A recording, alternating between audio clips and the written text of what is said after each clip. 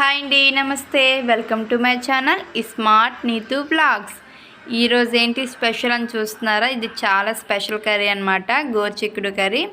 నాకు చెప్పాలంటే చాలా ఇప్పుడు ఫేవరెట్ డిష్ అయిపోయిందండి. ఈ కర్రీకి ఎక్కువ ప్రిపరేషన్స్ అనేం అవసరం లేదు. సింపుల్గా ఎలా చేసుకోవాలో చూసేద్దాం.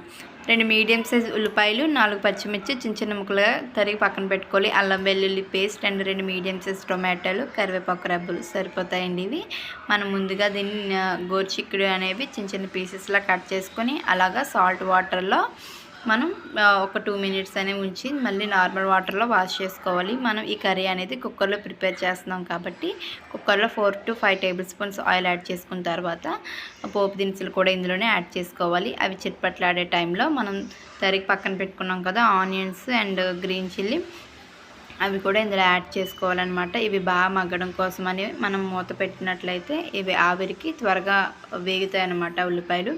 మీలో ఎంతమందికి కర్రీ అనేది ఇష్టమో నాకు కామెంట్ చేయండి. నాకైతే అస్సలు నచ్చేది కాదండి కర్రీ అయితే మాత్రం. బట్ నేను ఇలా ట్రై చేసిన తర్వాత నాకు చాలా బాగా నచ్చుతుంది అనమాట. మీరు కూడా ఒకసారి ఇలా ట్రై చేసి చూడండి. అందరికీ ఫేవరెట్ డిష్ అయిపోతుంది. పిల్లలు కూడా అసలు తినడానికి ఇష్టపడరు కదా, మనమే ఇష్టపడం, పిల్లలు ఏం తింటారు. కానీ ఇలా చేసి పెట్టండి, పిల్లలు కూడా ఇష్టంగా తింటారు. అంత టేస్ట్గా వస్తుంది. చాలామంది చాలా వేస్ట్లో చేస్తారు. నేను అయితే మాత్రం ఈ విధంగా ట్రై చేశాను, చాలా బాగా వచ్చింది. అందరికీ మీ అందరితో షేర్ చేస్తున్నాను, మీకు కూడా నచ్చుతుందని అనుకుంటున్నాను. ఇప్పుడు మనకి ఉల్లిపాయలు వేగాయి కదా, వేగిన తర్వాత అల్లం వెల్లుల్లి దంచి పక్కన పెట్టుకున్నాం కదా, అది ఇందులో యాడ్ చేసుకోవాలి. అవి కూడా పచ్చివాసన పోయేంత వరకు బాగా వేయించుకోవాలండి. అల్లం వెల్లుల్లి కూడా మనకి అల్లం వెల్లుల్లి కూడా కంప్లీట్గా ఫ్రై అయిన తర్వాత కరివేపాకు రెబ్బలు అనేవి ఇందులో చీల్చి యాడ్ చేసుకోవాలి. ఈ టైంలో ఇలా యాడ్ చేసుకున్న తర్వాత మనం కడిగేసి పక్కన పెట్టుకున్నాం కదా గోరుచిక్కుడు ముక్కలు, అవి కూడా ఇందులోనే వేసేసుకోవాలి. మనకి కరివేపాకు ఎప్పుడు కూడా ఆయిల్లో ఫ్రై చేసే కంటే ఇలాగా మధ్యలో యాడ్ చేసుకున్నట్లయితే చాలా టేస్ట్గా వస్తుందండి. దాని ఫ్లేవర్ కూడా మనకి నచ్చుతుంది అన్నమాట.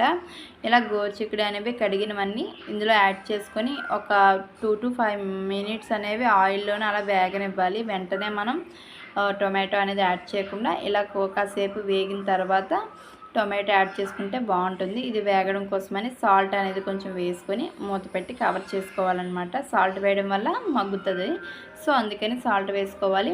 మనం ఇలా తీసి చూసినట్లయితే చూసారా, కొంచెం వాటర్ అనేది రిలీజ్ అయ్యి బాగా మగ్గింది. సో ఇందులో మనం టొమాటో కూడా యాడ్ చేస్తే రెండు కలిపి మగ్గుతాయి అనమాట. ఇంక సాల్ట్ వేయనవసరం లేదు, ఆల్రెడీ ఫస్ట్ వేసాం కాబట్టి లాస్ట్లో సరిపోయిందో లేదో చూసుకొని సాల్ట్ అనేది యాడ్ చేసుకున్నట్లయితే సరిపోతుంది. టొమాటో వేసాక కూడా మనం ఇలా మూత పెట్టి కవర్ చేసినట్లయితే టొమాటో కూడా మెత్తబడి ప్యూరీలా అవుతుందన్నమాట. ఇది మొత్తం స్మాష్ చేసుకుంటూ కలుపుకోవాలి. ఎక్కడ ముక్క కనిపించకుండా గరిటతో ఇలా స్మాష్ చేసుకుంటూ నీట్గా కలుపుకున్నట్లయితే టొమాటో మెత్తగా అయిపోతుంది.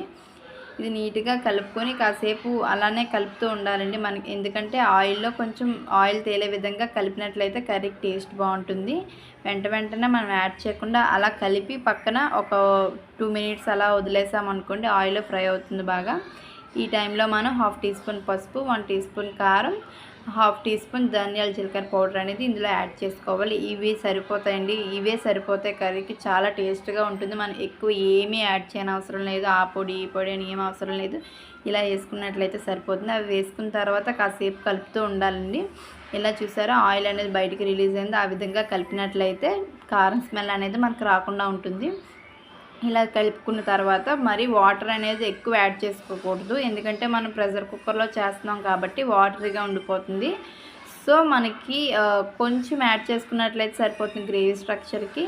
ఇలా యాడ్ చేసుకున్న తర్వాత మనం కుక్కర్ ఇక్కడ చూసుకోవాలండి, సాల్ట్ సరిపోయిందో లేదో చూసుకొని యాడ్ చేసుకోవాలి. కుక్కర్ విజిల్ అనేవి ఒక 3 విజిల్స్ వరకు ఉంచినట్లయితే పర్ఫెక్ట్గా సరిపోతుంది మనకి. మరి ఎక్కువ ఉంచిన అవసరం లేదు, మరి పేస్ట్గా అయిపోతుంది. 3 విజిల్స్కి అయితే చక్కగా కర్రీ అనేది రెడీ అయిపోతుంది. మనకి ఇంకేమైనా కొంచెం వాటర్లా అనిపించినట్లయితే క్యాప్ పెట్టకుండా ఒక 2 మినిట్స్ అనేవి హై ఫ్లేమ్లో పెట్టినట్లయితే వాటర్ అనేవి పూర్తిగా మగ్గిపోతాయి. కాబట్టి మనకి కర్రీ అనేది ఈ విధంగా తయారవుతుంది. కర్రీ అయితే చాలా బాగా వచ్చిందండి. ఇలాంటి మంచి వీడియోస్ కోసం నా ఛానల్ సబ్స్క్రైబ్ చేసుకోండి. నచ్చితే లైక్ చేయండి, షేర్ చేయండి, కామెంట్ చేయండి. Bye friends.